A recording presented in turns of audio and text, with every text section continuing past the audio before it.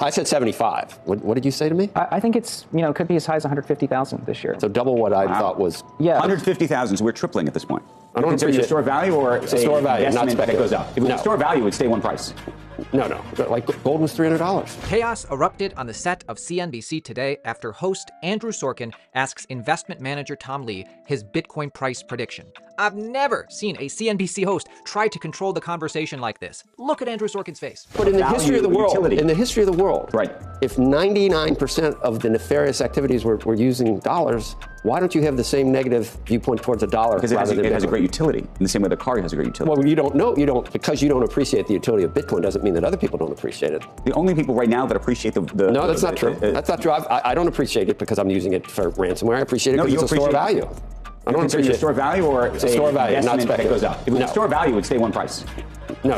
Like gold was $300. What does his face say? What does his face say? It's almost like he's telling his fellow co-host, don't promote this. Watch yourself, friend. You know we can't promote Bitcoin. But why not? Why not? Why is so much of the mainstream media so adverse to Bitcoin? BlackRock's in. Fidelity's in. Bitcoin is being recognized as a global asset class around the world. Bitcoin's supply flow is about to be cut in half. Bitcoin could be at 75,000 this year. Bitcoin could get as high as 150,000 this year. The investment thesis is obvious. Listen. I said 75. What did you say to me? I think it's, could be as high as 150,000 this year. So double what I thought was. Yeah. 150,000, so we're tripling at this point. Yeah, because you've got demand improving with the ETF, and you have the supply shrinking with the halvening. And if monetary policy eases, which we expect, that's supportive of risk assets. And Bitcoin's holding up. I mean, that's another reason why I don't think a drawdown's going to start that soon. I mean, Bitcoin's been rallying the last couple of weeks. Guess what? 75,000 Bitcoin price to 150,000 Bitcoin price is only the price outlook for this year. Most people do not realize the implications of a limited supply asset and a global network that the bigger it gets, the more useful it becomes. Like this is really the price point that so many are waiting for. I don't know anymore. And are you in, let me just go back, are you in the camp of this is like a $500,000 valued over the next over 5 years? Are you? Yeah, it is sound money. And I think it's proving to be useful. And proving to be useful how? Did you hear that? Insane. CNBC anchor Andrew Sorkin pretends like he doesn't understand the utility and the value prop of Bitcoin. Oh, let's explain it to him again. Proving to be useful how? Well, it's very useful if you're an investor right now. Yes, it's been a great store value. It's been a good risk asset. It's also incredibly secure. There hasn't been a single fraudulent entry on the blockchain since inception. I don't think any bank can say that's true of their P&L and accounting. 6% of banking transactions are suspicious, 0% on the Bitcoin. What did Gensler say the other day, that he trusts the Oracle database more than the blockchain distributed ledger? Does that? But that was bizarre, wasn't it? That's why people think it has inherent value. So you trust it more than an Oracle database, or you trust it more than a lot of the Bitcoin bulls say they trust it a lot more than the central bank that enables the fiscal authorities to spend money to the tune of $33 trillion. That's everybody's investment choice. Yep, this isn't the first time that all hell has broken loose on the set of CNBC. Just a week or so ago, Gary Gensler was on, and it was a fight. How many times do you have people on this show that say, I want to invest in something because how the books and records are kept? I mean, Joe, really? It's just an accounting ledger, a clever... It's a ledger that everyone has and can't be double counted. It's almost immutable. This is how much has been money laundered with Bitcoin. This is how much, this is Bitcoin, this is dollar. You're so smart, you're at MIT, and people listen to your...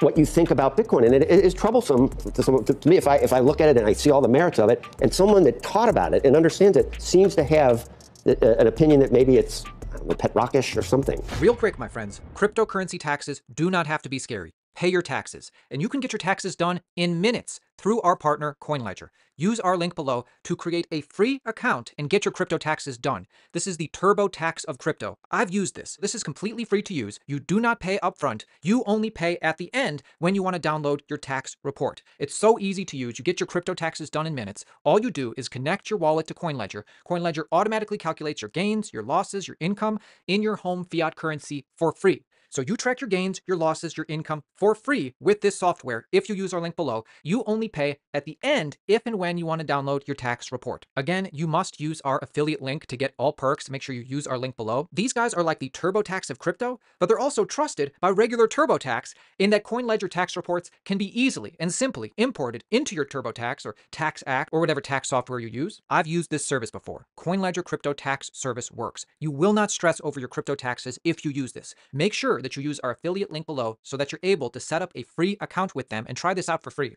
You use this service, it takes 5 minutes, you'll have such peace of mind when you're done. Crypto taxes are easy with CoinLedger. So back to today, look how important it is for Andrew Sorkin to bring up tired, anti-Bitcoin talking points that if you subscribe to us, have been proven either untrue or framed completely deceptively time and time again. Look at this. Despite what you said about sort of how good the blockchain is to be able to find where things are, it is the medium of choice for ransomware. I mean, just you go through the list of sort of terrible illegal behavior. People in that world seem to love Bitcoin. What does that say about this? Well, pirates were the first people that liked gold, so we knew gold was a good store of value. But I think equally important, the dollar is used in more illicit activities. 99.9. I know we talked about that, obviously. 99.9. And Joe's made that point before, but you ascribe nothing to the idea that Bitcoin is a beloved currency for those who are trying to do nefarious things. Well, here's a way to think of it. Criminals don't trust anybody, but they trust Bitcoin. And so if you want to say what is a trusted asset, it's really what would be the least trustworthy code. Understand that they are trying to scare you away. Because I'm sure when Bitcoin breaks all-time highs and all of their buddies have bought in, CNBC will be changing their tune. But for now, this is what we get. At least they still have Tom Leon. At least Joe Kernan is pushing back on the BS. Look at this. Look at this chaos. This is like saying you follow the technology that starts with PORN. Right? No, I think because that's. I think it's like right. I remember like videotapes and. It's like blaming the object for itself for the nefarious behavior when it's the humans that are using that. I mean, can you imagine the world of pain management without strong pain medicine? Look what happens when you abuse the pain medicine. But can you imagine it with it? And I've even used you take a car or a truck, and I can go run a car into a parade and run over 40 people. That doesn't mean we shouldn't have cars. Does it? No. You should have cars. No, of course, but some have more utilities. No, but this is the difference, and I will take Gary Gensler's side on this particular description of the situation. Yeah. A car has immense value to society, economic value to society. There's a utility case. But why does it resonate with you? You could argue that a strong Tylenol actually has a but in the history of the world, utility. In the history of the world, right? If 99% of the nefarious activities were using dollars, why don't you have the same negative viewpoint towards a dollar? Because it has a great utility, in the same way the car has a great utility. Well, because you don't appreciate the utility of Bitcoin doesn't mean that other people don't appreciate it. The only people right now that appreciate the no, that's not true. That's not true. I don't appreciate it because I'm using it for ransomware. I appreciate it because it's a store of value. I don't appreciate it. Store of value or it's a store of value, not that goes up. If it was a store of value, it would stay one price. No.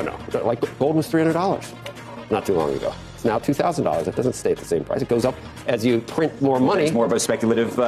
No, I don't think that's like Michael Saylor and others. It's turned out to be a great investment for those who are investing in it. I'm not saying it's a bad investment. I'm just saying long term, if we're all sitting around this table, Tom, 10 or 20 years from now. Explain how it's sound money.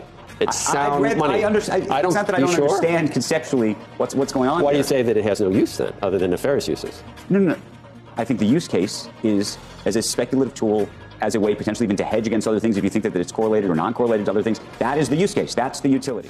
Seems like CNBC wanted to get out of that segment kind of quick. Look, guys, the value prop is simple. As Bitcoin supply flow gets cut in half, as the strength and utility of the network only increases, more and more demand is stepping up, more and more demand is rolling in. Mike Novogratz explains this. I think the big story is we've now opened up the institutional, the RIA community, right? $45 trillion of wealth are managed by brokers. And, we've got baby boomers who own most of the wealth in America, and they're getting their first easy access to Bitcoin. And you're seeing it through these ETFs, the massive growth in a very short period of time in this whole ETF complex. And I don't think that's going to stop, right? Last night we had $135 million of inflows after that slowed down from 400, 350. Paul Tudor Jones taught me early on in my career that prices get set on the margin. Right. And so when we've got more buyers and sellers, prices go up. And I see a kind of a constant. These are hodlers as well. Right. These are guys that are buying, put it in their portfolio and hold. They're not traders. And so the ETF buyers in general that are coming through these RIA channels, I think are taking supply off the market. And so I still see Bitcoin ending the year a lot higher. That said, could we consolidate around here for a while? Of course we could. How many advisors can actually recommend Bitcoin as a product today versus how many will be able to do that in 6 months from now?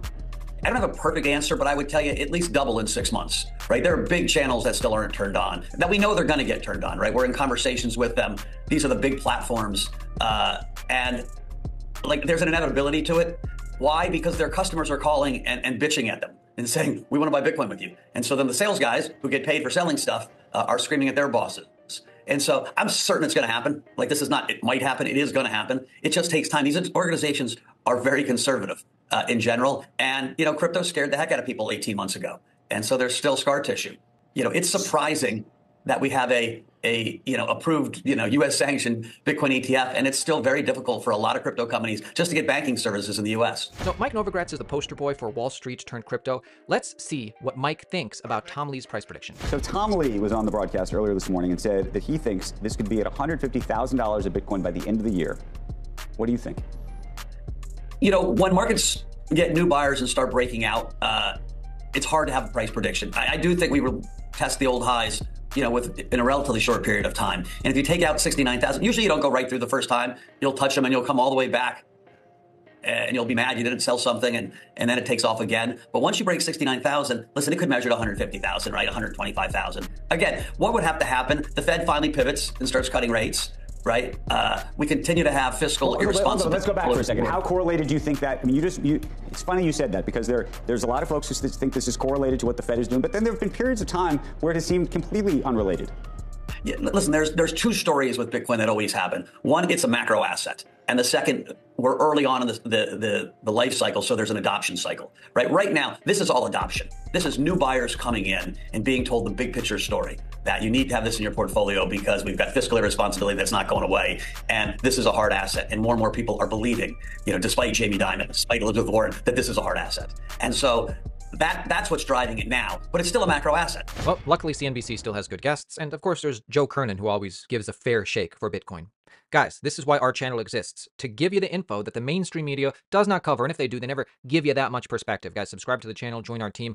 Bitcoin is the future, cryptocurrency is the future, and there's a lot of altcoin projects I'm bullish on. We share those with you all the time. Going to have some top altcoin videos coming out soon, so join the team, guys, subscribe, and I'll see you tomorrow. It's going to be a great year.